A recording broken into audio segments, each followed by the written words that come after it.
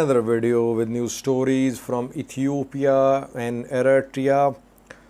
Firstly, in March, I did two videos about an incident which happened in Gursum, Wareda of the Somali region, where Somali regional security forces stormed a gathering of a local tribe in Gursum, Wareda.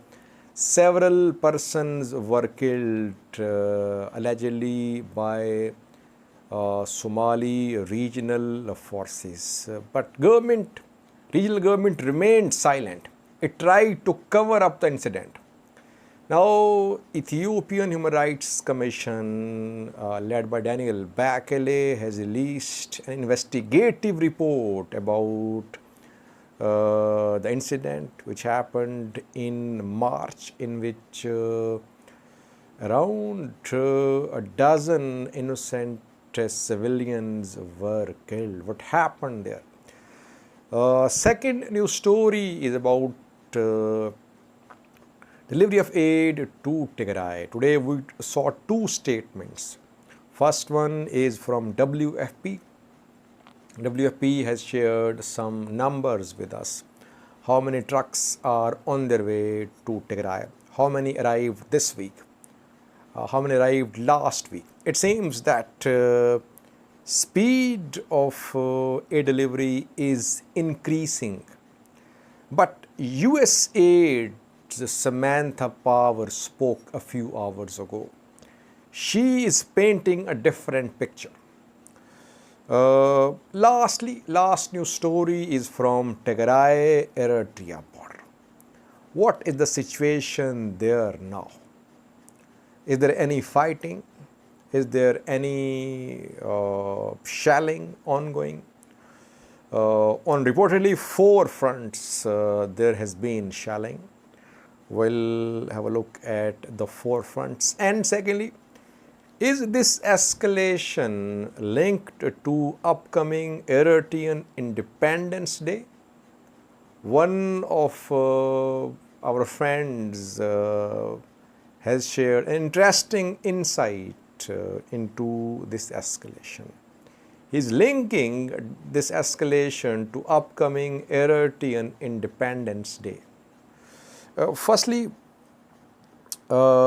in March, I did 2 videos about an incident which happened in Gursum, Wareda of the Somali region, where a tribe was electing its leader, but the meeting was stormed by government forces, regional forces, the Somali region, and regional forces used force. They fired at civilians, several were killed. Now, Ethiopian Human Rights Commission a few hours ago released a detailed inquiry, investigative report about what happened in Gursum, Wareda. Commission says that 11 persons were killed, 33 were injured by Somali region's special forces in March. It happened in Gursum, Wareda. Why were they killed? In Gursum, Wareda, a Kisho tribe lives, and members of these tribe were being administered by another tribe elder. Hume tribal elder was leading a Kisho tribe as well. A Kisho tribe decided to elect its leader. So election was being held in Gursum, Wareda, for the election of new Akisho tribe elder. The election was disrupted. Security forces, Somali region's special forces, they stormed the election. They fired at civilians. Several were arrested. Those who were killed, their dead bodies were not handed over to the locals.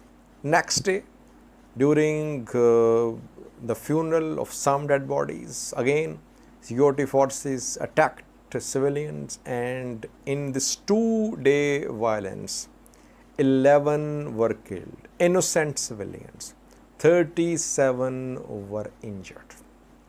What was their crime? They were electing a new leader of their tribe. But Somali special forces fired at them. They killed these innocent civilians. Ethiopian Rights Commission has compiled this report after visiting the crime scene, after visiting the cemeteries, hospitals, interviewing the witnesses, the survivors. And interestingly,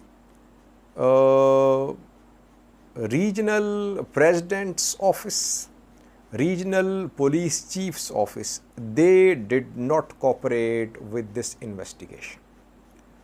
And after this incident, Somali regional government paid compensation to the families of the killed persons. And no action has been taken against Somali regional special forces who are involved in this massacre. Somali regional government says that settlement has been reached. That is why no need of any criminal action. You see, that is happening in Somali region. Civilians are being killed. Government is just making settlements. No action against Somali regional forces. Human Rights Commission of Ethiopia is demanding action against special forces of the Somali region.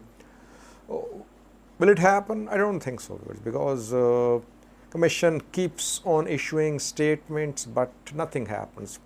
What happened in Oromia? This commission recommended action against Oromia regional forces involved in the killing of Kareo Oromo elders. We have not seen any announcement by government which action has been taken against Oromia regional forces members involved in the killing of Kareo elders. Let's see. Will something happen? Will justice be served in the Somali region? A second news story is from Tigray. Suddenly, delivery of aid to Tigray, its speed is increasing. Today, an hour ago, World Food Programme WFP spoke. WFP says that 94 trucks are on their way. This is the largest convoy which is on its way towards Mekelle, Tigray's capital. Secondly, in the past week, 165 trucks carrying food aid entered Tigray. And this week, 102 has arrived. 102 have arrived in Tigray so far. So it seems that the speed is picking up. But US aid has painted a very different picture. Samantha Power of US aid spoke today a short while ago. I have a clip showing what she said. She says, firstly, that warehouses of aid agencies in Ethiopia, they are filled with food aid. What is needed is permission from Ethiopian government. Access is being denied to Tigray. So she leveled serious allegation. She said there is no shortage of food aid. It is there. Lying in neighboring regions like Afar. But government is not cooperating, Ethiopian federal government. Take a listen to what she said. Of course, we want to meet the needs, as always, of people facing desperate food insecurity. But as you noted, with food shortages around the world or access to food so limited, prices going up, there's going to be ever more demands, as we've been discussing, on, for example, USAID's humanitarian aid budget. The fact that in Ethiopia, there are warehouses upon warehouses filled with food, where the only thing standing in the way of feeding starving people and malnourished children is a denial of access by government forces, that that cannot stand. It couldn't stand before, and it cannot stand now. So I don't think we are propping up. I think we are pressing the government. There's been the most modest of progress with 200 trucks getting in, as you probably know, since you've been tracking it so closely, since the humanitarian truce was declared. But we need 500 trucks a week to get into Tigray and Amhara and Afar. And we're looking at potentially 1 million people facing famine conditions by next month if that flow doesn't start to move. And I do think the Ethiopian authorities are feeling the pressure. There is a truce. There's a different kind of vibe, for lack of a better word, in our engagements. Again, more is getting through, but it's a trickle, and it has to be a flood to make up for lost time.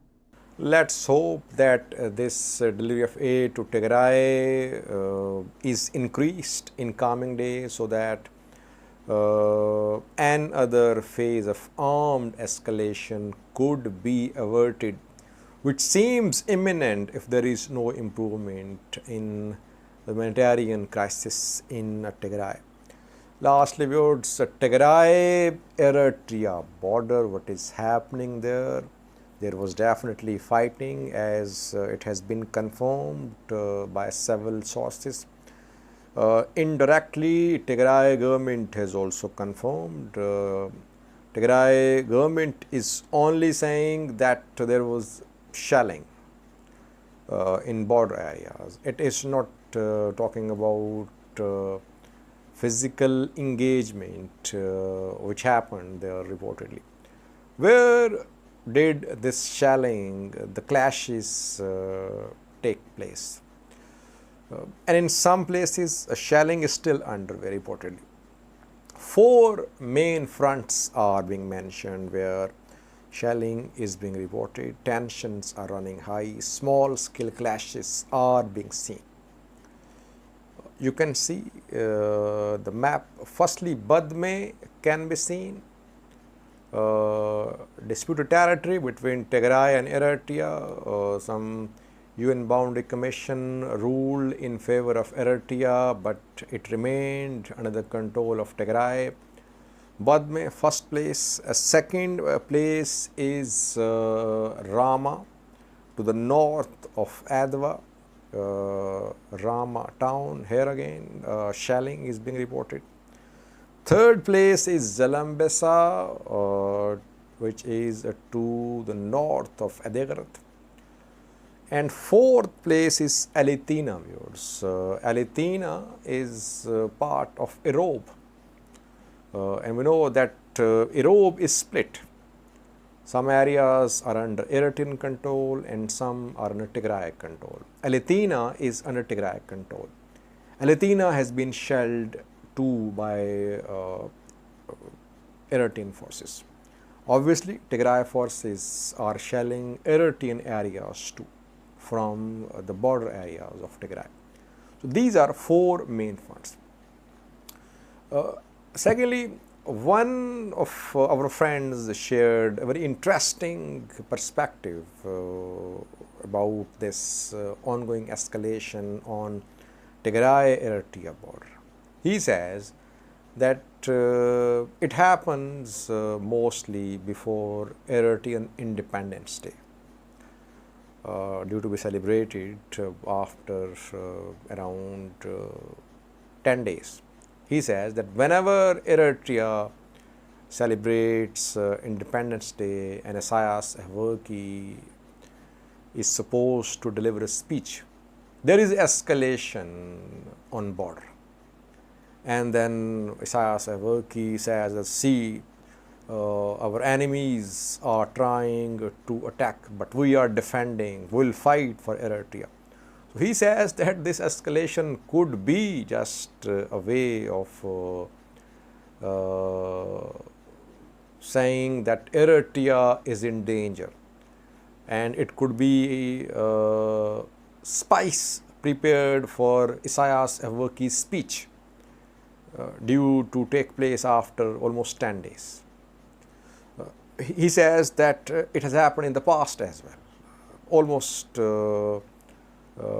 every year or every other year it happens that deliberately Eritreans raise tensions in border areas. And then they say, see, we are defending our homeland. Independence Day means that we should be alert, and we are alert.